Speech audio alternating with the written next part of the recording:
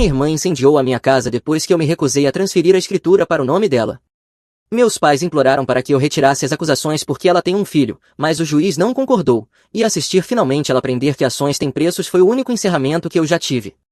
Oi, Reddit. Então eu economizei durante 7 anos, comprei minha própria casa, reformei tudo com as minhas próprias mãos e pensei, ótimo, a vida finalmente está se estabilizando. Minha família encarou isso como um desafio pessoal. Antes de chegarmos à parte em que tudo literalmente vira cinzas, deixe-me começar do começo. Meu nome é Lucian, estou no início dos meus 30 anos e trabalho com gestão de operações em uma empresa de médio porte. Não é glamouroso, mas é estável, longas horas resolvendo problemas, impedindo que as coisas desmoronem. Basicamente foi assim que vivi a minha vida inteira de qualquer forma, sendo aquele que resolve tudo na minha família. Isso acabou me transformando no responsável, o que na prática significava aquele de quem ninguém cuidava porque ele vai ficar bem. Meus pais, Donald e Paris, sempre agiram como se eu tivesse nascido sabendo exatamente o que fazer. Se eu tivesse dificuldades, eles presumiam que eu daria um jeito. Enquanto isso, minha irmã mais nova, a Laura, era tratada como um objeto frágil de coleção, tirar o pó, manter segura, não deixar que ficasse sobrecarregada. Cada decisão que ela tomava, até as questionáveis, era elogiada como corajosa, ou estressante, ou pesada demais para ela lidar. Eu parei de esperar justiça anos atrás.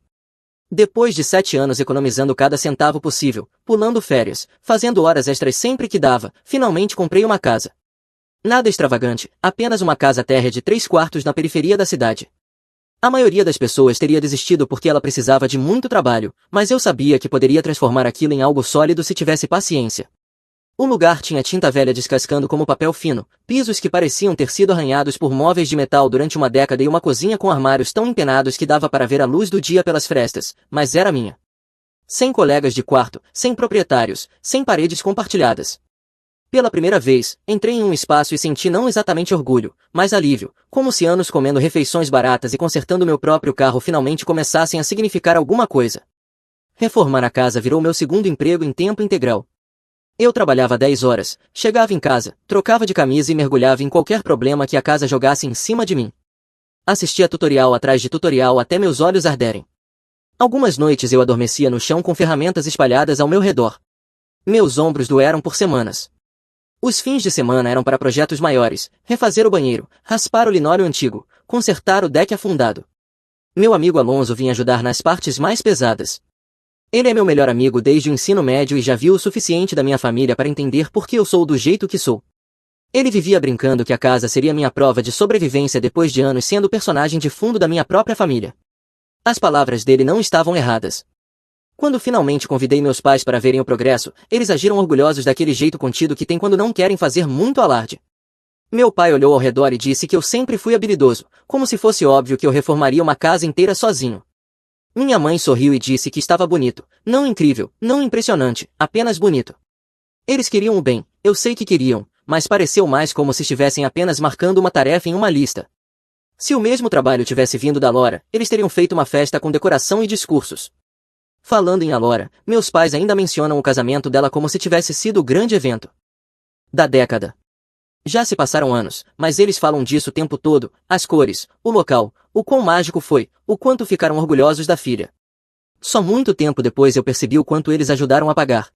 Eu nunca recebi esse tipo de entusiasmo ou apoio. Quando insinuei uma vez que a entrada da casa tinha sido pesada para mim, meus pais disseram que gostariam de poder ajudar de forma mais igual, mas que a Laura precisava naquele momento. Como se necessidade só contasse quando fosse dela. Mas a verdade é que eu não comprei a casa para ganhar pontos com ninguém. Eu comprei porque queria algo que não pudesse ser tirado de mim ou reinterpretado como parte da história de outra pessoa. Mesmo assim, quando fiquei do lado de fora olhando para a casa depois de terminar o último grande trabalho, eu esperava me sentir parte de algo maior. Em vez disso, eu apenas me senti estável, sólido, como se finalmente tivesse construído algo que pertencia inteiramente a mim. O problema foi que eu ainda não tinha percebido que as pessoas ao meu redor não viam assim. Para mim, era um lar. Para minha família, era simplesmente algo disponível. E é nessa diferença que tudo deu errado. Eu planejei a inauguração da casa para ser pequena, 10 talvez 12 pessoas no máximo, só família, o Alonso e 2 colegas de trabalho que me ajudaram a carregar as coisas pesadas.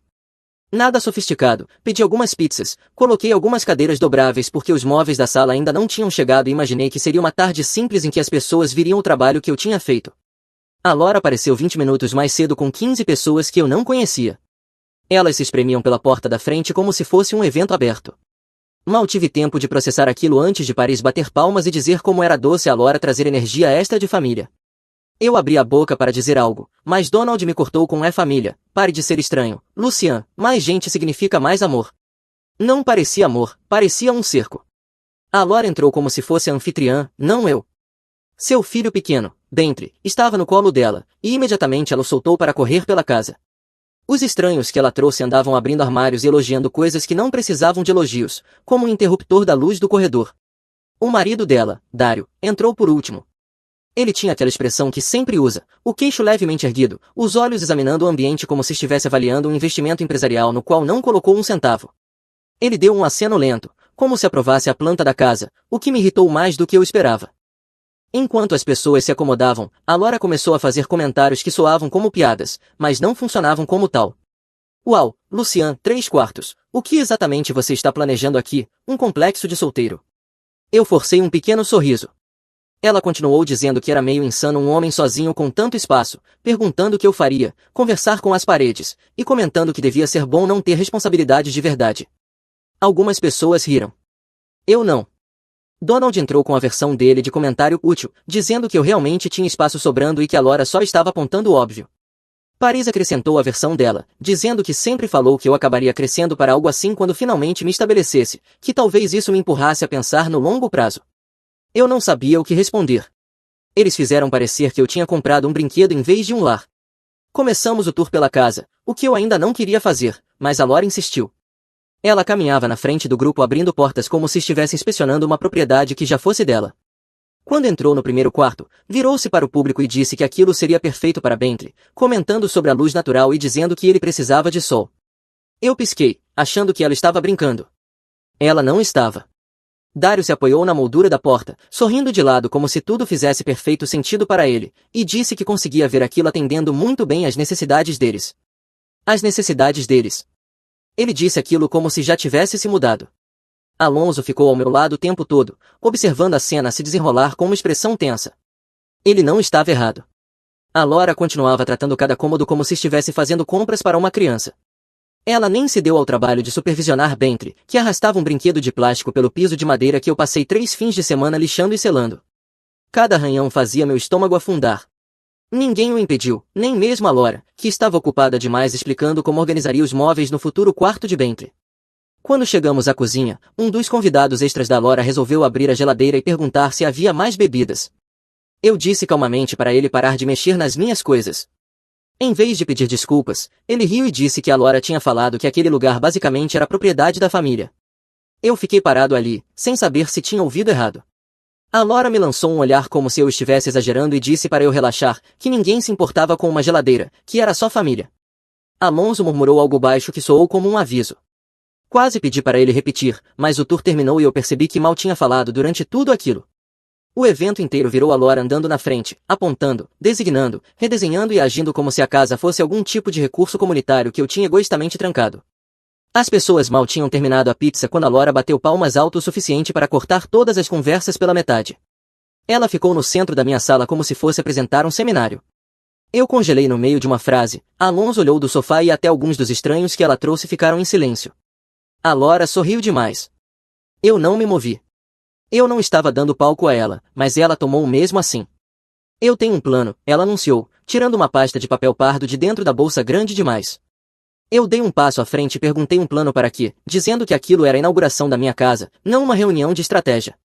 Ela ignorou isso, abriu a pasta e puxou várias folhas impressas. Só isso já me irritou. Ela tinha vindo preparada, premeditada, confiante. Já que Bentley precisa de um quintal e estabilidade, ela começou, e já que você tem todo esse espaço não utilizado, Dario e eu chegamos a uma solução que beneficia todo mundo. Eu cruzei os braços e firmei os ombros, deixando claro que não ia entreter seja lá o que fosse aquilo, mas ela não recuou.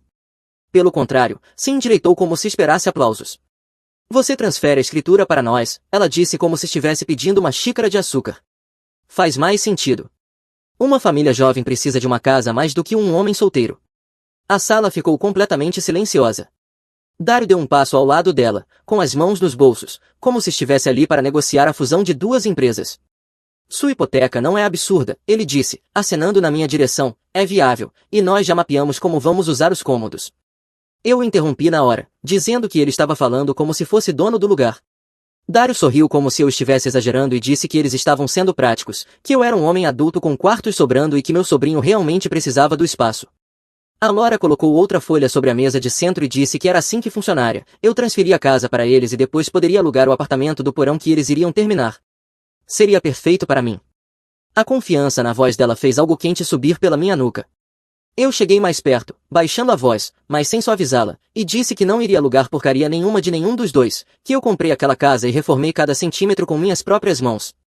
A Laura descartou isso como se não importasse, dizendo que sim, eu tinha trabalhado duro, mas que estabilidade para uma criança era mais importante do que o meu orgulho. Então os números apareceram.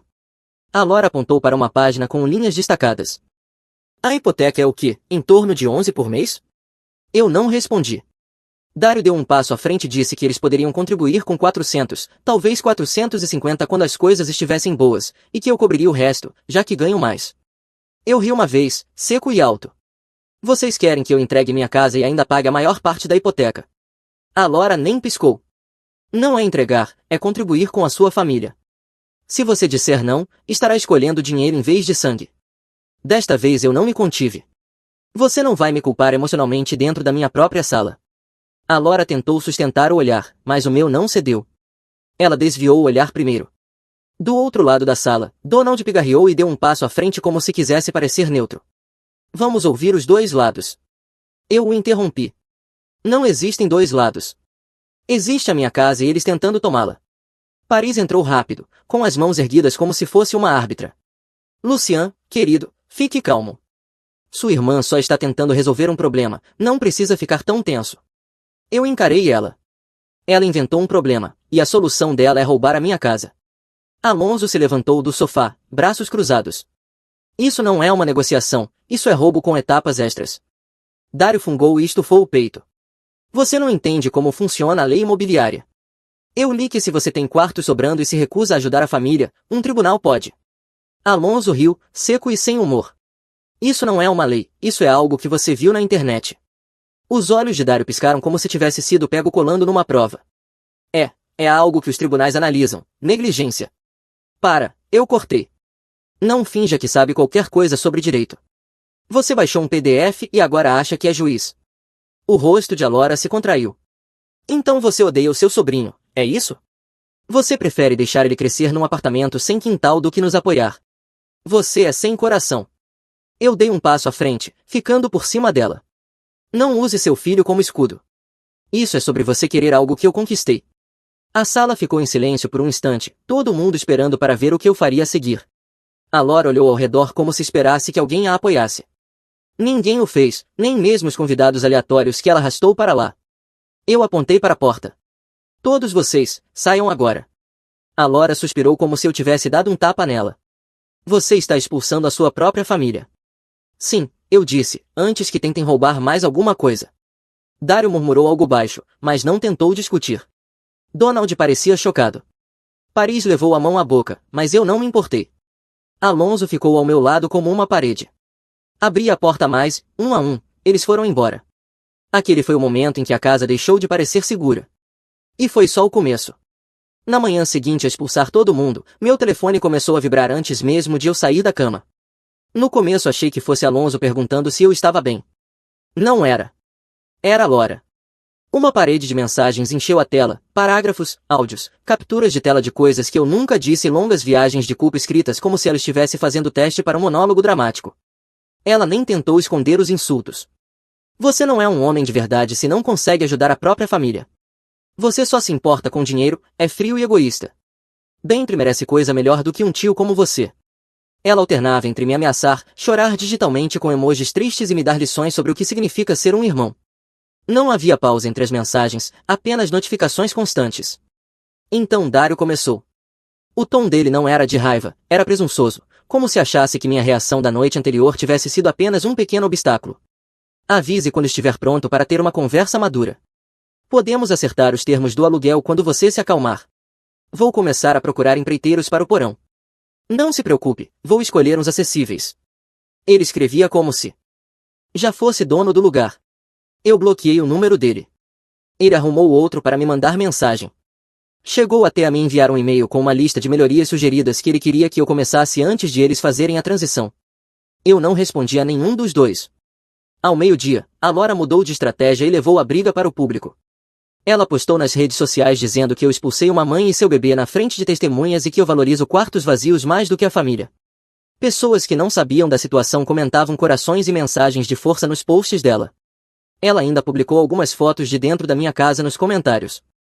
Algumas das pessoas que ela levou se marcaram umas às outras como se tivesse sido um encontro normal, e não uma emboscada. Eu não fiquei surpreso que ela distorceu tudo. Fiquei surpreso com a rapidez com que as pessoas acreditaram. Por volta das 3, Donald ligou. Eu esperava que ele começasse de forma racional, ao menos reconhecendo quão insana tinha sido a noite anterior.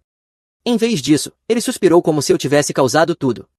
Lucian, você não pode simplesmente pedir desculpas e conversar com sua irmã? Ela está magoada. Ela não está magoada, eu disse. Ela está com raiva porque não conseguiu o que queria. Ele descartou isso. Você sabe como ela fica emocional. Não escale a situação. Então Paris ligou. Eu enviei capturas de tela para os dois, provas, mensagens de texto e áudios reais em que a Laura me chamava de sem coração e Dario agia como se já tivesse se mudado. Paris ainda minimizou.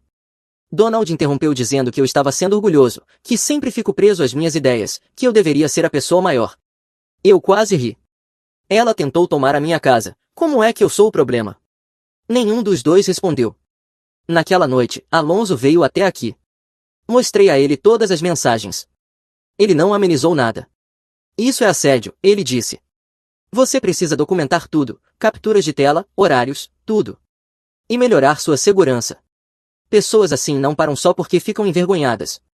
Havia algo no tom da Laura que parecia instável, como se ela tivesse se convencido de que tinha direito a algo. Então, na manhã seguinte, instalei câmeras externas, câmera na campainha, câmera no quintal, fechaduras novas, luzes com sensor de movimento. Nada extravagante, mas o suficiente para eu dormir melhor. Parei de abrir a porta sem antes checar a câmera. Elas gravavam na nuvem, o que me fazia sentir um pouco mais seguro, mas a maior parte do que captavam à noite eram apenas formas e movimento, não rostos nítidos. Quando Donald e Paris souberam das câmeras, agiram como se eu tivesse comprado cães de ataque. Você está escalando a situação, disse Donald. Você está tratando sua irmã como uma criminosa, acrescentou Paris. Isso é desnecessário. Não, eu disse, isso é proteção. Eles não aceitaram. As reuniões familiares mudaram rápido. Eu parei de ir, e os parentes que só conheciam a versão da Laura começaram a agir como se eu tivesse cometido um crime. Recebi mensagens de primos repetindo as falas dela, família não deveria brigar por causa de uma casa, você poderia ter lidado com isso de outra forma, mas ela só quer estabilidade para o filho. Ninguém se importava que a estabilidade que ela queria fosse construída em cima do trabalho que eu fiz sozinho ao longo de anos. Pior ainda, espalhou-se a história de que eu explodi na festa, como se levantar a voz depois que alguém exigiu a posse da minha casa fosse uma reação irracional. Dario contou às pessoas que eu o ameacei, o que nunca aconteceu.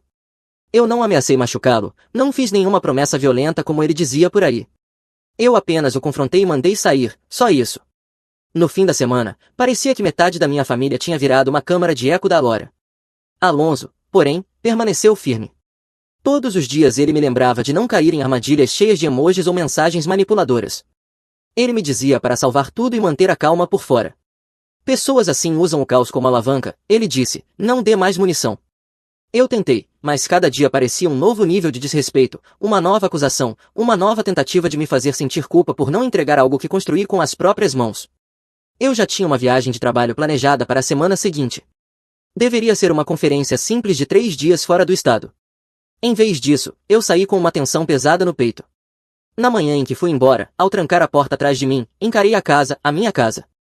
Pela primeira vez desde que a comprei, não senti empolgação nem orgulho ao olhá-la. Senti inquietação. Algo estava por vir, e eu conseguia sentir isso. Eu estava no meio do segundo dia da viagem quando meu telefone tocou com um número desconhecido. Normalmente eu ignoro, mas algo me disse para atender. Uma voz calma se apresentou como alguém do corpo de bombeiros da minha cidade. Ele disse meu endereço e depois falou as palavras que eu nunca esperei ouvir, houve um incêndio na sua propriedade. Por um segundo, tudo ao meu redor desapareceu, a tela do laptop, a sala da conferência, o caderno à minha frente, tudo sumiu. Meu primeiro instinto nem foi medo, foi incredulidade. Perguntei se não tinham o endereço errado. Não tinham. Peguei minha bolsa, disse ao meu supervisor que tinha uma emergência e entrei no carro. A viagem de volta foi um borrão. Eu nem lembro das estradas, só da pressão no peito aumentando quanto mais eu me aproximava de casa. Alonso ligou porque um dos meus vizinhos tinha o número dele por ele ter me ajudado com o deck. Estão dizendo que sua casa está pegando fogo, ele disse. Estou indo para aí agora. Quando finalmente entrei na minha rua, vi primeiro as luzes piscando, caminhões de bombeiros, carros de polícia, alguns vizinhos do lado de fora com casacos. E então eu vi, minha casa, ou o que restava dela. Todo o lado direito estava enegrecido, as janelas estouradas, fumaça ainda saía do telhado. Meu estômago despencou tão forte que fiquei tonto. Mas o que bateu ainda mais forte foi ver Donald Paris de pé com dois policiais, falando rápido e gesticulando como se estivessem defendendo alguém. Antes mesmo de eu falar com qualquer pessoa, Paris correu até mim. Lucien, querido, não entre em pânico, essas coisas acontecem. Essas coisas? Eu perguntei. Minha voz saiu mais afiada do que eu pretendia. Minha casa está destruída. Donald interveio. Rapidamente, nós ainda não sabemos o que causou isso, então não vá acusar ninguém. Incêndios começam de forma acidental o tempo todo. Eu não tinha acusado ninguém. Eles estavam dizendo isso antes mesmo de eu conseguir processar a cena. Um dos investigadores de incêndio se aproximou de mim, se apresentou, perguntou se eu era o proprietário e começou a me explicar o que haviam observado até então. O tom dele era profissional, mas firme. Eles consideravam o incêndio suspeito. O ponto de origem parecia intencional. Havia sinais de que alguém esteve recentemente perto da entrada lateral. Quando perguntaram sobre câmeras, eu mostrei os clipes. As imagens mostravam uma figura cruzando a borda do quintal em direção à entrada lateral, capuz levantado, cabeça baixa, nada que desse para identificar com certeza num vídeo noturno granulado. Depois, a transmissão caiu, como se algo tivesse interrompido a energia ou o roteador, e minutos depois o incêndio começou. Foi então que Paris disse, apenas lembre-se de que nossa filha mora perto, ela jamais faria algo assim. O investigador pareceu confuso. Senhora, nós não mencionamos nenhum suspeito. Aquilo me disse tudo. A polícia pediu para falar comigo. Eles me levaram para a parte de trás de uma viatura, onde estava mais silencioso. Perguntaram sobre conflitos, ameaças recentes, qualquer pessoa que pudesse ter motivo. Eu abri meu telefone e mostrei tudo, as mensagens longas da Laura, os textos presunçosos do Dário, as postagens públicas, até o caos da inauguração da casa. Isso é muita coisa, disse o policial. Eu sei. Você tem os nomes das pessoas que estavam na inauguração? Nem todos, eu disse. Ela trouxe estranhos, mas ela postou sobre isso e eles se marcaram nos comentários. Eu tirei capturas de tela de tudo.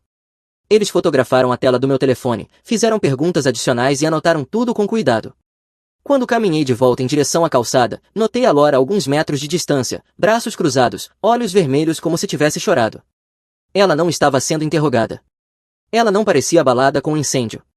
Ela parecia chateada porque eu estava dando informações à polícia. No momento em que me viu, entrou direto no modo atuação.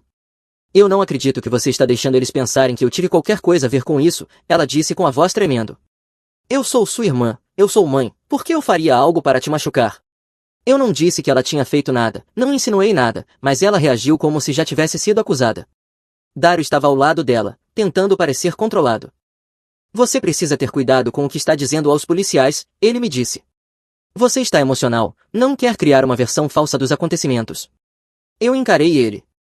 Eu contei a verdade. Ele engoliu em seco e disse apenas para eu não deixar a raiva nublar meu julgamento. Aquilo foi irônico vindo de um cara que tentou tomar a minha casa 2 semanas antes. Alonso finalmente chegou e veio direto para o meu lado. Você está bem? Ele perguntou em voz baixa. Não, eu respondi, nem de longe. Ele ficou ali, uma presença firme, enquanto Donald e Paris pairavam do outro lado do quintal. Eu ouvi Donald dizendo a um policial que a filha dele jamais faria algo assim, que ela era uma pessoa carinhosa, que quem dissesse o contrário estava exagerando. O policial respondeu que estavam reunindo fatos e que não tinham recebido nenhuma informação específica. Paris continuava me lançando olhares como se eu fosse o responsável pelo incêndio apenas por cooperar. Quando outro investigador se aproximou para fazer perguntas de esclarecimento, Donald deu um passo à frente como um advogado defensivo, perguntando se era mesmo necessário continuar perguntando coisas, dizendo que eu estava abalado e que talvez fosse melhor deixar para depois. Eu disse, pai, deixe eles fazerem o trabalho deles. Paris me olhou como se eu a tivesse traído. O interrogatório continuou, mais evidências foram coletadas, mais policiais andando pela propriedade. A cada poucos minutos alguém me fazia outra pergunta sobre linha do tempo ou possível motivo. A cada pergunta, a Laura e Dario ficavam mais tensos. Em certo momento, um policial me puxou de lado e falou baixo que não estava dizendo nada oficialmente ainda, mas que o padrão dos danos e o horário combinavam com alguém que sabia que eu não estava em casa. Minha mandíbula se fechou e eu não disse nada. Quando olhei para meus pais, eles estavam reunidos em torno da Laura como se estivessem confortando a vítima, ela. Quando os bombeiros liberaram a área e a cena foi isolada, ficou óbvio que as evidências apontavam para a Laura, e meus pais não estavam apenas se recusando a ver isso, já estavam preparando a defesa dela. A investigação avançou mais rápido do que qualquer um esperava. Uma semana depois do incêndio, a polícia me ligou cedo pela manhã e pediu que eu fosse até lá. Sentei numa sala pequena com um investigador e um detetive, ambos sérios, mas calmos. Eles expuseram as conclusões: vestígios de acelerante perto da entrada dos fundos, pegadas compatíveis com uma marca de sapato que a Laura usava, as imagens na nuvem mostrando uma figura encapuzada se movendo em direção à entrada lateral antes da gravação cair, a câmera de um vizinho captando o carro dela perto da minha rua num horário em que ela alegou estar em casa, e o histórico de ameaças antes do incêndio. Quando disseram as palavras "vamos apresentar acusações", algo no meu peito se apertou. Não foi satisfação nem medo, foi apenas o peso de tudo se tornando real. A Laura foi presa mais tarde naquela tarde. Eu não soube da notícia pela polícia. Soube por Donald, que me ligou em pânico, respirando com dificuldade como se alguém tivesse morrido. "Lucian, o que você fez?", ele exigiu. Eles foram à casa dela e a levaram algemada. Ela é casada, ela tem um filho. Eu não fiz nada, eu disse, eles aprenderam com base em evidências. "Você poderia ter impedido isso", ele gritou. "Você deveria ter dito que foi um mal-entendido. Famílias não se destroem assim." Minha mandíbula se fechou. Ela incendiou a minha casa. Paris entrou na ligação chorando alto. "Ela cometeu um erro, não estava pensando direito, está sob estresse, você sabe como ela é frágil, ela tem um bebê. Como você pôde deixar isso acontecer com ela?" "Como ela pôde fazer isso comigo?", eu respondi. Paris chorou ainda mais. "Você ainda pode consertar isso, pode retirar suas declarações, dizer que exagerou, ajustar as linhas do tempo, dizer que não tem certeza de nada, apenas ajude sua irmã antes que a vida inteira dela seja arruinada." Eu quase ri do absurdo. Eu disse a verdade, não vou mentir por ninguém. A voz de Donald ficou fria e cortante. "Você está destruindo esta família." "Não", eu disse, "a Laura fez isso." Ele desligou. 2 horas depois, Dario postou nas redes sociais dizendo que ela estava sendo injustamente perseguida e traída pelo próprio irmão, que odeia mães e não entende lealdade familiar. Os seguidores dele compraram a história. Ele pintou ela como vítima de um sistema cruel e de um irmão ainda mais cruel. Depois Dario me mandou mensagem de um número novo, tentando soar ameaçador. "Você passou do limite, cara, conserte isso. Desista de tudo ou as coisas vão ficar ruins." Eu ignorei. Ele mandou outra dizendo que falava sério e que eu não deveria subestimá-lo. Ignorei de novo. Naquela noite, eu saí do carro na minha garagem, ou no que restava dela, quando ouvi alguém se aproximar rápido por trás. Virei a tempo de ver Dario avançando na minha direção com o maxilar travado e os punhos cerrados. "Você acha que é algum tipo de herói?", ele rosnou. "Acha que vai vencer? Você não é nada sem a família, nada." Antes que ele me agarrasse, eu o empurrei para trás. Ele cambaleou, mas voltou imediatamente, golpeando de forma desajeitada. Eu desviei para o lado, agarrei o braço dele e o imobilizei contra o capô do próprio carro. Ele se debateu, mas não era forte. Lutava como um homem que achava que bravata bastava. "Quer tentar de novo?", eu disse entre os dentes. Alonso entrou na garagem naquele momento e viu tudo. Ele saiu do carro, pronto para intervir se fosse preciso, mas não precisou levantar um dedo. Eu tinha Dario completamente imobilizado. "Tira ele da sua propriedade e chama a polícia", disse Alonso. Dario tentou mais um empurrão fraco, então eu o soltei com um empurrão forte que o fez tropeçar vários metros para trás. Ele quase caiu, se segurou e então apontou para mim com a mão tremendo. "Você vai se arrepender disso", ele sibilou. "Você está destruindo nossa família." "Sua família se destruiu sozinha", eu disse. "Agora sai da minha propriedade." Ele correu para o carro e arrancou como um adolescente que acabou de perder uma briga que ele mesmo começou. Alonso se aproximou. "Você está bem?" "Estou", eu disse. "Ele não vai voltar." "Você sabe que ele tentou bancar o Durão, né?", disse Alonso. "Você mal tocou nele. Esse cara luta como uma meia molhada." Pela primeira vez em semanas, quase deixei escapar um sorriso. Os dias seguintes foram ainda piores com Donald e Paris. Eles pararam de fingir neutralidade. Cada ligação era mais uma tentativa de me pressionar. "Apenas diga ao tribunal que você entendeu errado. Pense no Bentley, ele precisa da mãe. Por que você está fazendo isso? Por que está sendo cruel?" Todas as vezes eu dava a mesma resposta, eu não estou mentindo.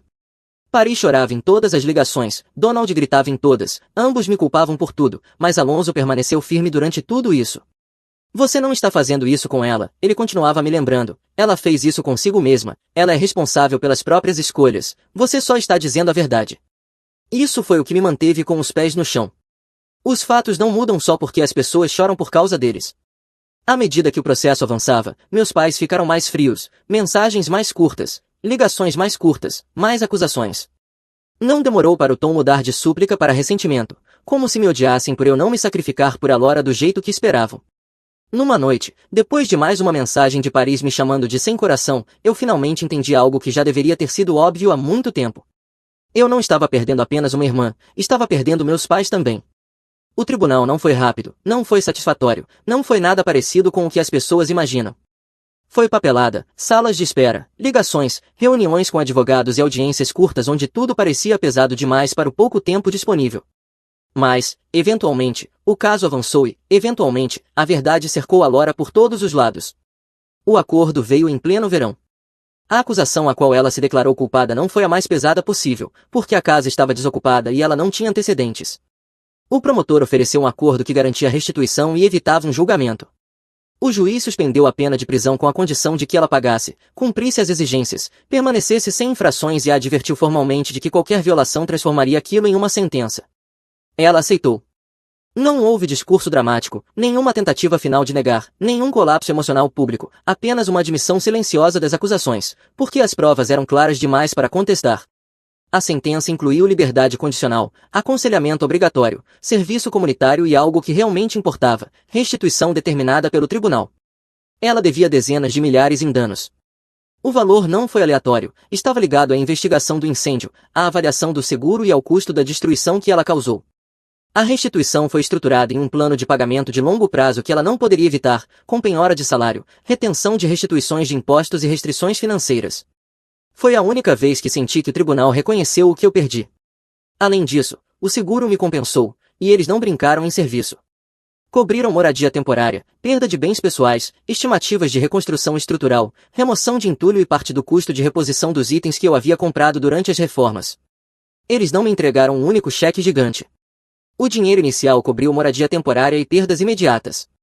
A parte maior se resumiu a uma escolha, reconstruir e reivindicar o valor total de reposição ou negociar um acordo final e ir embora. Não foi fácil atravessar a papelada e discutir mais de uma vez com um avaliador, mas o pagamento veio, suficiente para me recuperar, não suficiente para esquecer. Os restos da casa foram inspecionados, fotografados, documentados e depois removidos. Após a finalização do acordo com o seguro, e ficando claro que eu não reconstruiria naquele terreno, vendi o lote para uma pequena incorporadora e deixei que lidassem com o que viesse depois. Eu não queria mais pisar naquela propriedade. Enquanto isso, os serviços de proteção à criança se envolveram automaticamente por ordem judicial. Qualquer pai ou mãe que comete incêndio criminoso, especialmente contra a própria família, acaba sendo sinalizado. Eles avaliaram as condições de vida de Bentley, agendaram visitas supervisionadas e exigiram cursos parentais. Foi um caos, e nada disso foi causado por mim, mas, de alguma forma, aos olhos dos meus pais, ainda era tudo culpa minha. No dia da sentença de Alora, Donald e Paris estavam do lado de fora do tribunal esperando por mim. Paris tinha lágrimas escorrendo pelo rosto, Donald parecia ter envelhecido 10 anos. Nenhum dos dois me olhou como um pai olha para um filho, mas como alguém que destruiu o mundo cuidadosamente organizado deles. Paris deu um passo à frente primeiro. Lucien, já chega, ela disse com a voz trêmula. Ela já foi punida, por favor, pare agora. Parar o quê? Eu perguntei. Eu terminei, o tribunal resolveu tudo. Você não precisava ter levado isso tão longe, ela chorou. Ela é casada, tem um filho, ele precisa de estabilidade. Eu a encarei, atônito por ela conseguir dizer isso com tanta naturalidade. Ele precisava de estabilidade antes de ela incendiar a minha casa. Paris recuou como se eu tivesse dado um tapa nela. Donald interveio. Você recebeu sua compensação, recebeu seu pagamento, está começando de novo de qualquer jeito, apenas deixe essa hostilidade de lado, deixe ela se reconstruir. Você acha que compensação resolve tudo? Eu perguntei. Você acha que dinheiro substitui o lugar que eu passei meses reconstruindo ou a sensação de estar sendo caçado pela própria família? Você está sendo cruel, Paris sussurrou. Não, eu disse, estou sendo honesto, algo que vocês dois não são comigo há muito tempo. Os rostos deles endureceram, não porque discordassem, mas porque finalmente estavam ouvindo algo que nunca quiseram reconhecer. Não terminou ali. Eles tentaram mais um argumento. Faça isso pelo Bentley, Paris implorou, ele precisa da família. Ele tem família, eu disse, só não sou eu. E foi isso. Sem gritos, sem discurso longo, apenas a verdade final. Eu fui embora enquanto eles ficaram parados nos degraus do tribunal. Naquela noite, bloqueei a Lori e Dario e, depois de refletir o suficiente, Donald de Paris também. Não foi vingança, nem raiva, foi sobrevivência. Você não pode manter na sua vida pessoas que assistiriam sua casa queimar e depois colocariam a culpa em você pela fumaça. 2 meses depois do encerramento do processo, a última parte do acordo com o seguro foi concluída. Eu tinha o suficiente para reconstruir ou me mudar. Não escolhi nenhum desses caminhos antigos. Em vez disso, aceitei uma oferta de trabalho em uma filial da minha empresa a 3 estados de distância, melhor salário, clima melhor, distância melhor. Empacotei o pouco que me restava, a maior parte dos meus pertences havia sido perdida no incêndio, e me mudei para um apartamento limpo e silencioso, com paredes novas que não carregavam ecos antigos. Ao descarregar a última caixa, Alonso bateu nas minhas costas e disse que parecia o primeiro capítulo normal que eu tinha em muito tempo. Ele estava certo. Não houve celebração, nem volta da vitória, nem renascimento dramático, apenas silêncio, o tipo de silêncio que um homem só percebe depois de anos de barulho que achou que precisava tolerar. Encontrei um ritmo novamente, trabalho, sono, pequenas rotinas que envolviam a minha vida e nenhuma exigência de mais ninguém. Na primeira vez que cozinhei na cozinha nova, não pensei em quem poderia bater à minha porta ou em quem poderia exigir algo de mim. Meses depois, sentado no meu novo sofá, pensei em algo que me acompanhou a vida inteira, o rótulo que minha família sempre colocou em mim, o forte. As pessoas acham que isso é elogio, não é? Ser o forte sempre foi apenas a desculpa deles para tirar de mim e presumir que eu nunca quebraria, nunca reclamaria, nunca precisaria de nada em troca. Agora eu não sou mais o forte deles. Sou apenas um homem vivendo em paz, longe de pessoas que confundiram minha estabilidade com algo que podiam drenar. E, pela primeira vez na minha vida, isso foi o suficiente. Se você gostou deste vídeo, por favor, clique no botão de inscrição, isso ajuda muito o canal e nos permite trazer mais e melhores histórias. Obrigado. Depois que minha esposa, meu filho e eu sofremos um acidente grave, mandei mensagem no grupo da família dizendo que estávamos no hospital e que minha esposa estava na UTI. Ninguém respondeu nada, até que minha irmã escreveu que esperava que ela morresse, porque ela sempre tinha sido uma bruxa com ela, então eu fiz questão de garantir que eles se arrependessem. Olá, Reddit, essa história é pesada, então se acomode, porque até hoje não sei direito como consegui chegar até o outro lado. Meu nome é Paul, 36 anos, homem. Antes de entrar nisso, deixa eu dar um pouco de contexto. Cresci em Kansas City, paguei meus estudos em uma escola técnica trabalhando e consegui um emprego como coordenador de logística em uma empresa de transporte de cargas. Conheci Darcy em um tailgate do Stiff cerca de 11 anos atrás. Ela derramou a bebida na minha jaqueta, pediu desculpa vezes demais e depois passou as 3 horas seguintes tirando sarro das minhas escolhas no fantasy futebol. Casei com ela 1 ano depois, e nosso filho Cole nasceu 2 anos depois disso. Ele tem 7 anos agora, é obcecado pela Marvel e absolutamente convencido de que conseguiria me vencer em uma queda de braço se eu não estivesse trapaceando, o que eu estava todas as vezes. A vida era boa, tínhamos uma casa em Gladstone, 3 quartos e uma garagem. Darcy trabalhava como higienista dental, Cole estava na 2ª série, não éramos ricos, mas também não estávamos passando dificuldade, tínhamos encontrado nosso ritmo, e então minha família estragou tudo. A questão de ser o responsável em uma família disfuncional é que você não ganha um troféu por isso, você vira um alvo. Meus pais, Warren e Grace, tinham passado a última década me tratando como fundo de emergência pessoal deles.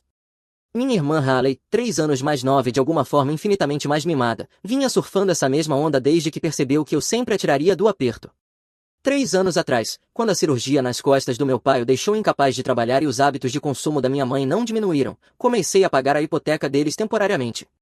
Eles disseram que seria só até as coisas se estabilizarem, mas as coisas nunca se estabilizam quando você lida com pessoas que acham que a palavra orçamento é um ataque pessoal.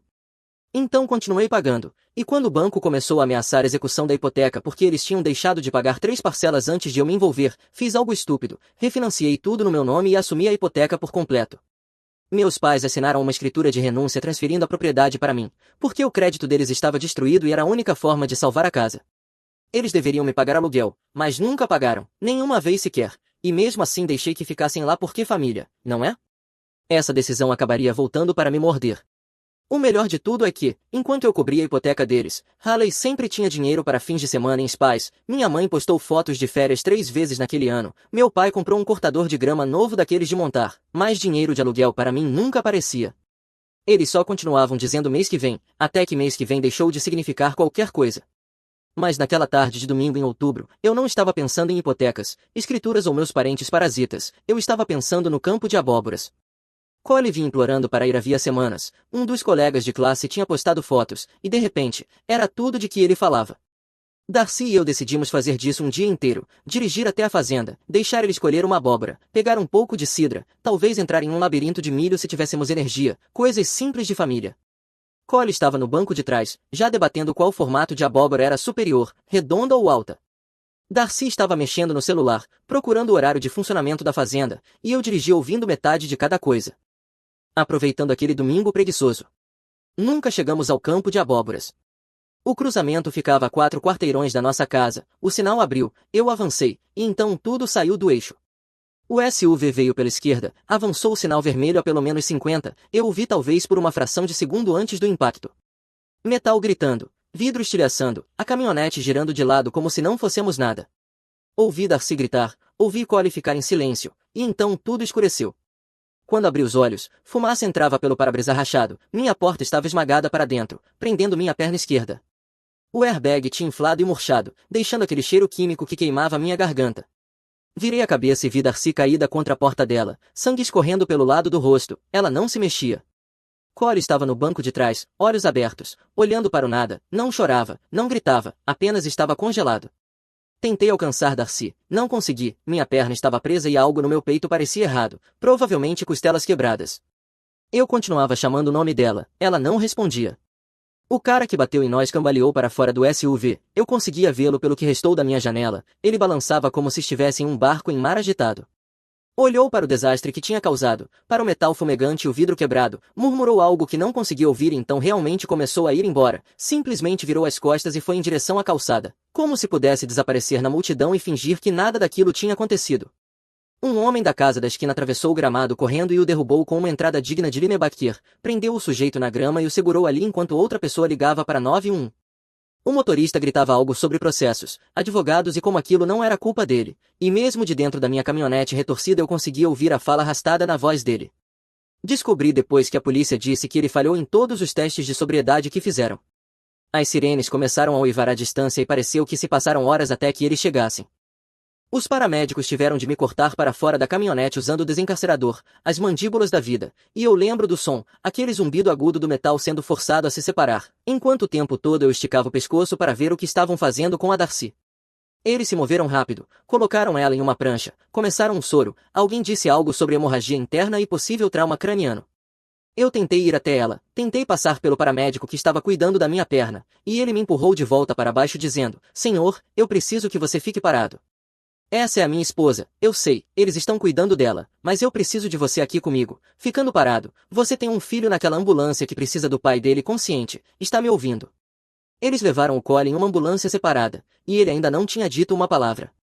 Eu não lembro muito do trajeto até o hospital, só luzes piscando, conversas no rádio e essa sensação doentia de que tudo estava desmoronando e eu não podia fazer absolutamente nada a respeito.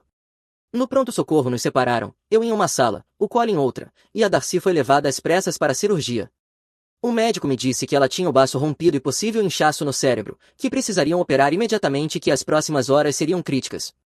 Eu fiquei sentado naquela cama de hospital, com as costelas machucadas e o joelho torcido, olhando o relógio na parede avançar segundo por segundo e me sentindo completamente inútil.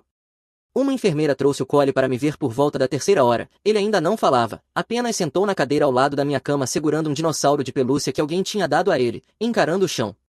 A psicóloga infantil disse que era uma resposta comum ao estresse, que o cérebro dele estava se protegendo do trauma e que poderia levar horas ou dias para ele voltar ao normal.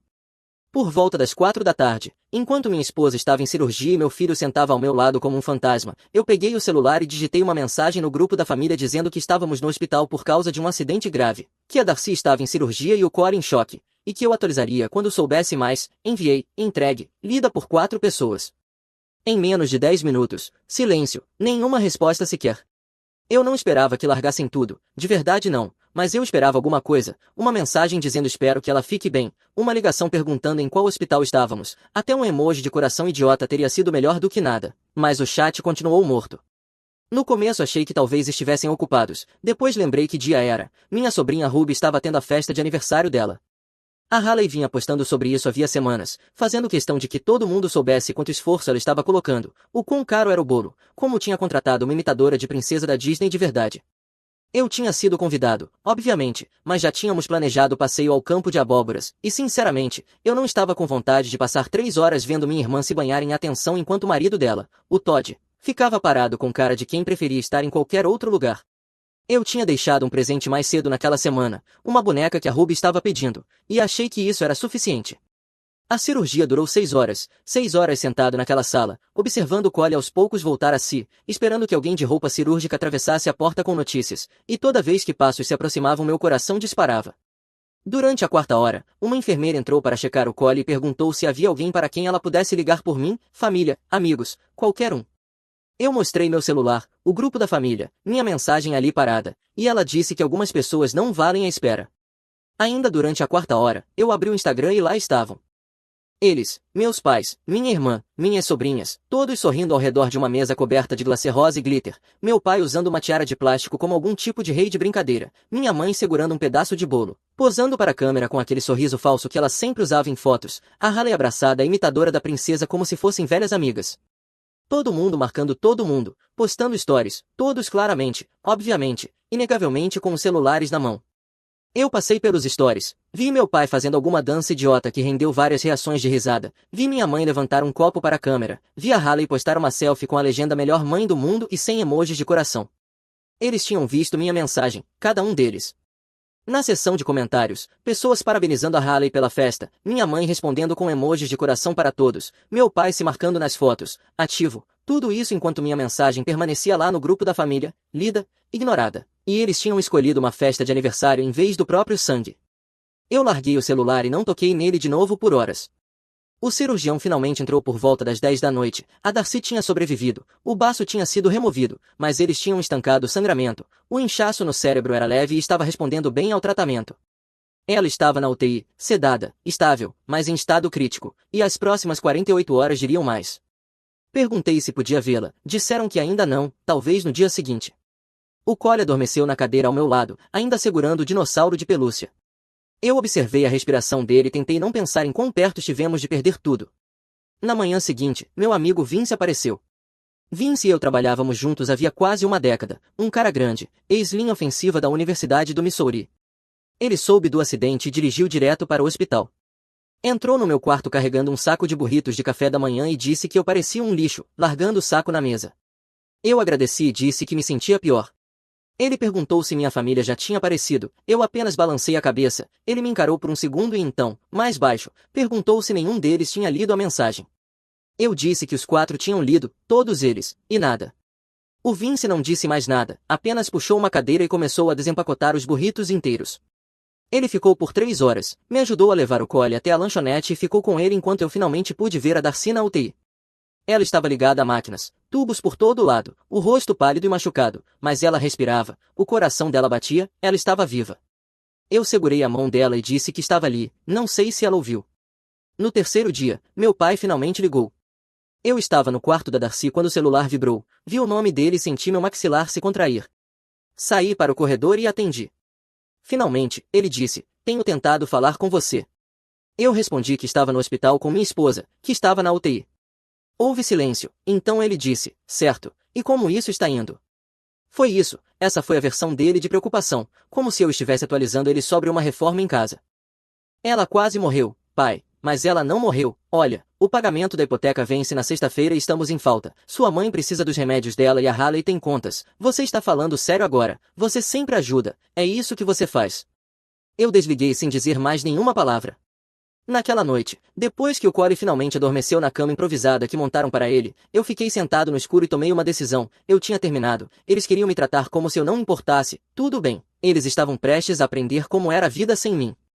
A Darcy acordou no quinto dia, grogue, confusa, mas acordada, os médicos disseram que a recuperação dela levaria meses, mas o pior já tinha passado. O Collie voltou a falar naquela mesma tarde. Eu estava sentado ao lado da cama dele quando ele levantou o olhar, os olhos finalmente focados. Pai, sim, filho, estou aqui. A mamãe está bem? Eu precisei respirar fundo antes de responder. Ela está bem, está acordada, está perguntando por você. Ele assentiu devagar e então disse que não queria mais ir ao campo de abóboras. Eu quase ri e disse que eu também não. O hospital manteve a Darcy por mais uma semana. Eu tirei licença do trabalho. O Vince cobriu alguns dos meus turnos e avisou o chefe que eu ficaria fora por um tempo. O Collie voltou para a escola quando estava estável o suficiente, ficando com a nossa vizinha Júlia durante o dia enquanto eu permanecia no hospital. A Júlia era uma professora aposentada, na casa dos 60 anos, que morava ao lado desde antes de comprarmos a casa, e quando soube do acidente apareceu no hospital com uma travessa de comida e livros de colorir para o Collie. Durante aquela semana, meu celular não parou de apitar, mas não por preocupação. Minha mãe mandou uma foto do armário de remédios vazio, sem mensagem alguma, apenas a foto. Meu pai mandou mensagem 2 vezes, nas duas falando da hipoteca, e a Haley me mandou um áudio que me deu vontade de arremessar o celular contra a parede. Ela disse que tinha ouvido falar do acidente, disse que era dramático como sempre, e então disse, e eu cito, honestamente, se algo tivesse acontecido com a Darcy, isso seria mesmo a pior coisa. Ela sempre foi uma bruxa comigo, talvez isso seja karma. Eu ouvi aquela mensagem 3 vezes, não porque não acreditasse, mas porque queria ter certeza de que tinha salvado. Ela também mencionou como eu provavelmente usaria o acidente para conseguir mais atenção, um movimento clássico de vítima. Foi assim que ela chamou, como se minha esposa ter sido transportada de helicóptero fosse algum tipo de golpe de publicidade. Eu salvei essa parte também. No dia seguinte à volta da Darcy para casa, eu dirigi até a casa dos meus pais. Eles moravam em uma casa de 2 níveis em Independence, a cerca de 20 minutos de nós, a casa pela qual eu vinha pagando, a casa que aparentemente tinham esquecido que legalmente era minha. Meu pai atendeu a porta de roupão, eram 2 da tarde, ele parecia irritado e perguntou se eu estava ali para deixar um cheque. Eu disse que não, disse que estava ali para ter uma conversa sobre a casa. Ele me deixou entrar, minha mãe estava no sofá assistindo algum reality show, a Haley estava na cozinha, provavelmente saqueando a geladeira deles, como fazia o tempo todo, e o Todd não estava em lugar nenhum, provavelmente se escondendo. Eu fiquei no meio da sala e fui direto ao ponto. Disse que sabia que eles tinham visto minha mensagem, aquela sobre o acidente, sobre a Darcy estar em cirurgia e o Collie em choque. Minha mãe nem tirou os olhos da televisão. Nós sabíamos que você daria um jeito. Você sempre dá um jeito. Minha esposa quase morreu. Meu pai cruzou os braços, mas não morreu. Então qual é o problema? Foi quando a Haley entrou, com aquele sorrisinho no rosto, aquele olhar de quem estava esperando por aquele confronto só para poder piorar tudo. Sinceramente, não é como se fossemos correr para o hospital por causa dela, ela nunca gostou da gente mesmo. Eu ouvi o áudio. Haley, aquele em que você disse que talvez a morte da Darcy fosse uma coisa boa. Ela nem piscou, foi uma piada, aprende a levar uma piada. Eu olhei para os meus pais, esperei que um deles dissesse alguma coisa, que dissesse a ela que aquilo tinha passado dos limites, que mostrasse qualquer sinal de decência humana básica. Meu pai apenas suspirou e disse que não tínhamos tempo para isso, que eu só dissesse algo sobre a hipoteca. Foi aí que eu disse que tinha parado de pagar, que a hipoteca, as contas de serviços, o plano de telefone, tudo tinha acabado, e como o imóvel estava no meu nome e eu vinha fazendo os pagamentos havia 3 anos, eu estava dando a ele 60 dias para encontrar outro lugar para morar. A sala ficou em silêncio, minha mãe finalmente desviou o olhar da televisão, realmente me olhando, talvez pela primeira vez desde que eu tinha entrado, o rosto do meu pai foi do vermelho ao roxo, o sorrisinho da Haley desapareceu. Meu pai gaguejou, disse que eu não podia fazer aquilo, que a casa era deles, que eles moravam ali havia 15 anos, que eu era só um nome em um pedaço de papel. Eu tirei os documentos que tinha levado, a escritura de renúncia que eles tinham assinado 3 anos antes transferindo a propriedade integral para mim, os extratos da hipoteca mostrando que eu era o único mutuário, a carta do meu advogado, Arlo, confirmando que, como proprietário legal, eu podia encerrar a permanência deles com aviso adequado, e como eles nunca tinham assinado um contrato nem pago aluguel, eram ocupantes mês a mês, na melhor das hipóteses. 60 dias era generoso, nem um dia a mais, 60 dias para encontrar outro lugar, arrumar as coisas e sair. Depois disso, eu entraria com um pedido formal de despejo e deixaria o xerife resolver. Minha mãe começou a chorar, daquele jeito manipulador, não funcionou mais. Meu pai se levantou e ficou na minha cara, perto o suficiente para eu sentir o cheiro de café no hálito dele. Disse que eu estava cometendo um erro, que me arrependeria, que sangue era mais espesso que água e que eu acabaria voltando rastejando. Eu disse que o sangue não tinha feito muita coisa por mim ultimamente e que eu preferia pessoas que realmente aparecessem. Ele não teve resposta para isso. A Haley, claro, não conseguiu ficar calada e disse que eu era patético. Que a Darcy tinha me virado contra minha própria família, que tudo aquilo era culpa dela e que eu era dominado demais para enxergar isso. Eu disse a ela que tinha o áudio dela salvo, aquele em que ela dizia que esperava que minha esposa morresse, e o rosto dela ficou pálido. Eu disse a todos 60 dias e então fui embora, não bati a porta, não gritei, não dei a eles a satisfação de me ver perder o controle, apenas saí e deixei o silêncio falar por si. Eu esperava resistência, o que eu recebi foi guerra total. Em menos de 48 horas, a Haley tinha postado no Facebook dizendo que eu estava abandonando nossos pais idosos, me pintando como algum tipo de monstro que estava jogando pessoas frágeis na rua, convenientemente omitindo a parte em que eles viviam sem pagar aluguel em uma casa que eu bancava, omitindo tudo que não encaixava na narrativa dela. A postagem foi compartilhada dezenas de vezes. Parentes distantes com quem eu não falava havia anos começaram a me mandar mensagens. Tias, tios, primos, todos tinham opiniões, nenhum perguntou o meu lado. Eu tirei captura de tudo, salvei tudo, depois silenciei as notificações e segui com a minha vida. Meu pai deixou mensagens de voz, várias por dia na primeira semana, começaram implorando e aos poucos passaram para ameaças. Ele disse que ia me processar, disse que tinha contratado um advogado, disse que o advogado dele falou que eu não tinha caso nenhum, que eu ia perder tudo. Eu pedi para o Arlo verificar e descobrimos que meu pai não tinha contratado ninguém, era blefe, esperando que eu recuasse se ele soasse confiante o bastante, e eu não recuei. Minha mãe tentou a abordagem da culpa em seguida, mandou um e-mail longo falando de tudo que tinha sacrificado por mim enquanto eu crescia, fazendo parecer que eu devia a ela uma vida inteira de servidão pelo ato básico de me criar, e eu não respondi.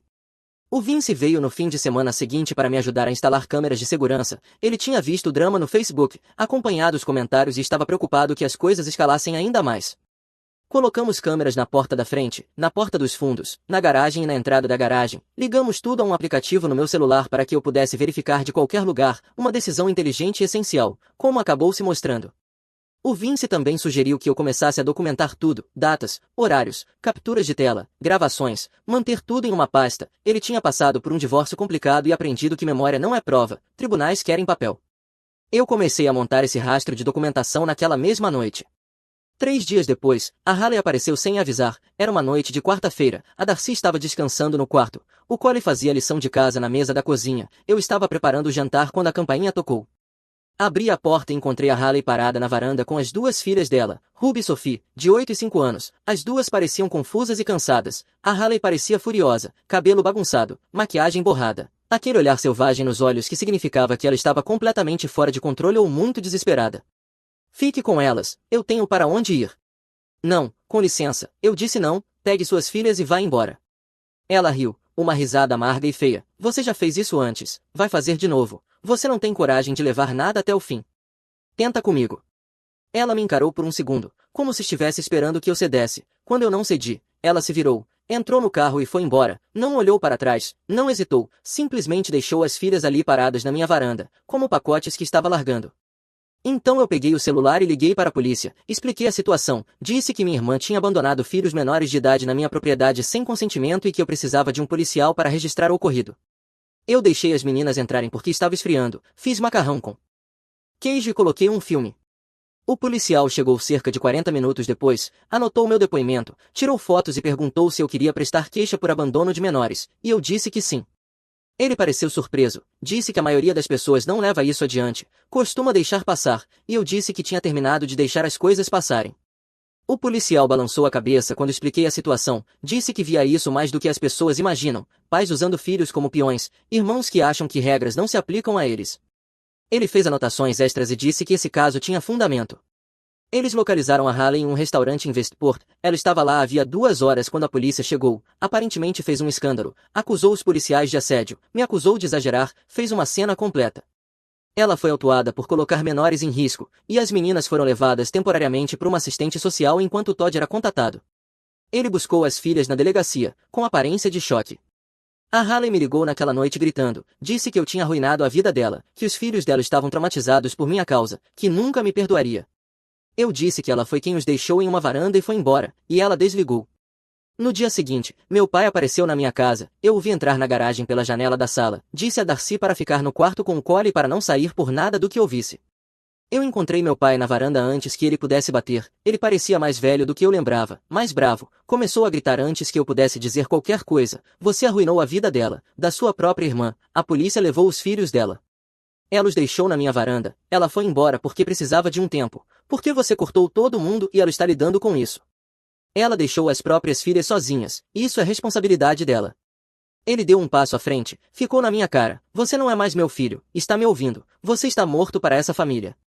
53 dias, pai, depois disso vocês estão fora da casa. Ele tentou me acertar, eu vi o golpe vindo, dei um passo para trás, ele errou e tropeçou, quase caiu da varanda, 64 anos, coluna ruim, e tentou dar um soco como se ainda estivesse nos 20. A Júlia, minha vizinha, estava do lado de fora regando as plantas. Ela viu tudo e gritou perguntando se eu queria que chamasse a polícia. Meu pai olhou para ela e depois para mim, o rosto vermelho, as mãos tremendo. Saia da minha propriedade, eu disse. Da próxima vez que você aparecer aqui eu não vou apenas dar um passo para trás. Ele foi embora, saiu cantando o pneu da garagem como um adolescente. Eu registrei um boletim de ocorrência naquela tarde por tentativa de agressão e invasão de propriedade. A Júlia deu o depoimento como testemunha, e o policial sugeriu uma ordem de proibição de entrada, que eu assinei na hora. A partir daquele momento, se meu pai aparecesse de novo, não seria apenas um problema de família, seria um crime. O Vince me ligou naquela noite dizendo que as postagens no Facebook estavam piorando, a Haley agora estava me pintando como abusador, dizendo que eu tinha chamado a polícia por causa de crianças inocentes, dizendo que eu estava tentando deixar meus pais idosos sem teto. Eu disse ao Vince que não me importava com o que ela postasse, eu tinha documentação, gravações, um rastro de provas enorme. Ele disse apenas para eu tomar cuidado, pessoas desesperadas fazem coisas desesperadas, e ele não estava errado. As 2 semanas seguintes foram um caos. A situação da guarda dos filhos da Haley ficou complicada rapidamente, a acusação de colocar menores em risco acionou uma investigação do Serviço de Proteção à Criança. O Todd ficou furioso com ela, pelo que eu soube pela Júlia, eles estavam brigando constantemente, gritos às 2 da manhã, e descobriu-se que não era a primeira vez que a Haley deixava as meninas em algum lugar sem supervisão, apenas a primeira vez que alguém realmente denunciava. O órgão encontrou um padrão, vizinhos que tinham visto as meninas sozinhas no quintal, uma babá que não recebeu pagamento e tinha muitas histórias para contar. O Todd começou a falar com um advogado de divórcio. Aparentemente ele também vinha guardando recibos. Cada vez que a Haley gastava dinheiro que eles não tinham, cada mentira que ela contava, ele vinha montando a própria estratégia de saída via meses. E minha ligação sobre as crianças deixadas na varanda foi o empurrão final. Meus pais se entrincheiraram e se recusaram a sair da casa, disseram que lutariam contra o despejo no tribunal, disseram que eu não tinha base legal, disseram que o advogado deles, aquele que não existia, iria me destruir. O Arlo riu quando contei isso, riu de verdade, disse que a escritura era clara, o histórico de pagamentos era claro, a lei do Missouri era clara, eles poderiam lutar o quanto quisessem, mas o resultado era inevitável. Ele entrou com o pedido formal de despejo no 14º dia, entregue por um oficial de justiça que, pelo visto, teve de ouvir um sermão do meu pai sobre respeitar os mais velhos. A Júlia se tornou uma presença constante nesse período, aparecia com comida, se oferecia para ficar com Cole quando a Darcy precisava descansar. Em uma tarde, enquanto a Darcy dormia, eu e a Júlia ficamos sentados na varanda tomando café, novembro em Kansas City, e ela perguntou como eu estava aguentando, perguntou de verdade. Eu disse a verdade, estava cansado, exausto até os ossos, mas também aliviado, como se eu tivesse carregado algo pesado por anos e finalmente tivesse largado. Ela sentiu e disse que tinha observado minha família ir e vir ao longo dos anos, visto como apareciam em carros bons com as mãos vazias, visto como me tratavam como um recurso e não como uma pessoa, disse que algumas famílias só sabem tirar e tirar, e que às vezes a melhor coisa que você pode fazer é parar de dar. No 32º dia, minha mãe tentou uma abordagem diferente, apareceu na minha porta com lágrimas escorrendo pelo rosto, uma atuação completa, mãos tremendo, lábio trêmulo, tudo calculado. Ela implorou para que eu reconsiderasse, disse que sentia muito pelo jeito que as coisas tinham acontecido, disse que a Haley estava fora de controle, que meu pai só estava estressado, que nunca tiveram a intenção de me machucar. Nós somos seus pais, isso não conta para nada, ela disse. Vocês me deixaram sozinho em um hospital por 3 dias. Nós não sabíamos o quão grave era. Vocês não perguntaram, esse é o ponto. Ela enxugou os olhos e disse que sentia muito, muito mesmo, perguntou se não poderíamos simplesmente recomeçar. Eu fiquei olhando para ela por um longo tempo e então fiz a única pergunta que importava, quando a Darcy estava em cirurgia, quando o Cole não falava, quando eu fiquei naquele quarto de hospital esperando descobrir se minha esposa iria viver ou morrer, por que você não ligou? Ela não teve resposta, apenas ficou ali com a boca aberta. 28 dias, eu disse, depois disso vocês estão fora. Ela foi embora. Naquela noite, alguém jogou uma pedra pela janela da nossa sala, a Darcy gritou, o Cole veio correndo do quarto, vidro por todo lado. Eu encontrei um bilhete enrolado na pedra, 3 palavras, você vai se arrepender. Eu chamei a polícia, eles recolheram o bilhete e perguntaram se eu tinha ideia de quem poderia ter feito aquilo, e eu tinha uma boa ideia. As câmeras de segurança que o Vince tinha instalado flagraram um carro passando devagar pouco antes da janela quebrar, um sedã escuro, não dava para ver a placa, mas eu reconheci o formato, parecia muito com o carro do Todd. Eu disse isso ao policial, ele disse que investigariam. Aconteceu que outro vizinho, 2 casas adiante, tinha uma câmera Ring que pegou um ângulo melhor, parte da placa, uma imagem clara do vidro do lado do passageiro descendo, e isso foi suficiente para levar o Todd para interrogatório. Ele cedeu em cerca de 20 minutos. 2 dias depois, a Haley foi presa por dano ao patrimônio e intimidação. O Todd confessou que ela o tinha obrigado a dirigir enquanto ela jogava pedra, alegando que ele não sabia o que ela planejava até o momento em que ela baixou o vidro. A polícia não acreditou totalmente no ato de inocência dele, mas estava claro que a Haley era quem conduzia todo aquele desastre. As acusações estavam se acumulando, e agora a vida dela estava desmoronando, sem ninguém para culpar além dela mesma. Meu pai ficou em silêncio depois disso, sem mais ligações, sem mais recados de voz. Acho que a realidade finalmente começou a cair a ficha. O dia 60 chegou, temperatura na casa dos 20 graus Fahrenheit, aquele frio do Missouri que atravessa você por completo. Eu dirigi até a casa em Independence com o Arlo, um chaveiro chamado Al que já tinha feito serviços para mim antes, e um oficial do xerife que parecia preferir estar em qualquer outro lugar. O despejo tinha sido processado pelos tribunais, assinado e carimbado oficialmente, o período legal de 60 dias havia expirado, e meus pais não tinham mais nenhum direito de estar ali. A viagem foi estranha, 20 minutos por ruas familiares, passando por lugares marcantes da minha infância, em direção a uma casa que tinha sido fonte tanto de conforto quanto de dor. Eu tinha passado natais ali, aniversários, mas também tinha passado anos despejando dinheiro nela sem receber nada em troca, anos sendo tratado como uma obrigação e não como um filho. Meu pai atendeu a porta, parecia que toda a luta tinha sido drenada dele, nos últimos 2 meses a arrogância tinha sumido, as ameaças tinham secado. O oficial explicou a situação, a casa estava sendo retomada pelo proprietário legal, eles tinham 1 hora para recolher seus pertences essenciais, qualquer coisa deixada para trás seria considerada propriedade abandonada. Minha mãe estava sentada no sofá chorando, e eu não me senti bem vendo aquilo. Quero deixar isso claro, ainda eram meus pais, pessoas que eu tinha amado um dia, ou pelo menos tentado amar, mas eu também não me senti culpado. Eles tinham tido inúmeras chances e escolheram ignorar cada uma delas. Eles foram embora em 45 minutos, carregaram o que conseguiram para o carro deles e para a caminhonete da irmã da minha mãe. A Haley, notavelmente, não estava lá, provavelmente lidando com o próprio caos jurídico. O chaveiro trocou todas as fechaduras, eu assinei alguns papéis e depois caminhei pela casa vazia, apenas eu e meu advogado. 3 anos de pagamentos de hipoteca, incontáveis feriados passados naquela sala, e eu disse ao advogado que queria vender, queria aquilo fora da minha vida, e ele disse que iniciaria o processo de venda. Dirigi de volta para casa sentindo algo que não sentia havia meses, silêncio, aquele tipo que surge quando você finalmente para de lidar com a bagunça dos outros. A Darcy estava me esperando quando voltei, estava em pé na cozinha, apoiada no balcão porque ainda se cansava facilmente, mas sorria. Como foi? Ela perguntou. Acabou, eles saíram. E como você se sente? Eu pensei por um momento e respondi, mais leve. Ela atravessou a cozinha devagar, me abraçou forte e sussurrou que estava orgulhosa de mim. O Collie veio correndo da sala e se juntou ao abraço, apertando minha perna como se tivesse medo de que eu desaparecesse.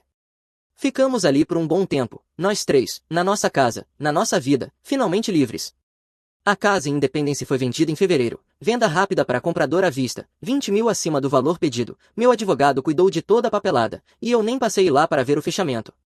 Não dei nada do dinheiro aos meus pais, legalmente eu não precisava, e honestamente eu sentia que eles já tinham tirado o suficiente de mim ao longo dos anos, estávamos quites. A situação legal da Haley piorou antes de melhorar, a acusação de colocar menores em risco se manteve, ela perdeu a guarda principal das filhas, o Todd ficou com elas durante a semana, e ela ficou apenas com fins de semana supervisionados. As acusações de dano ao patrimônio e intimidação resultaram em liberdade condicional e terapia obrigatória de controle da raiva. Eu soube pela Julia, que de alguma forma conhecia todo mundo num raio de 30 milhas e sempre tinha informações, que a Haley me culpava por tudo, dizia que eu tinha destruído a família dela, arruinado a vida dela, que nunca mais falaria comigo. Eu estava bem com isso, mais do que bem, aliviado, na verdade. O cara que bateu em nós foi condenado à prisão por agressão veicular, perigo imprudente e fuga do local. O advogado dele tentou alegar um episódio médico, mas o juiz não aceitou. O torcedor dos Chiefs que o derrubou testemunhou, assim como os paramédicos. Meus pais se mudaram para a casa da irmã da minha mãe em Blue Springs, uma casa pequena, um banheiro só, nada parecido com a casa de 3 quartos onde tinham vivido sem pagar aluguel. Pelo que a Júlia ouviu, minha tia não estava nada feliz com o arranjo, os hábitos de consumo da minha mãe e o sentimento de direito do meu pai estavam causando atritos, do tipo que desgasta até relações de sangue. Engraçado como isso funciona.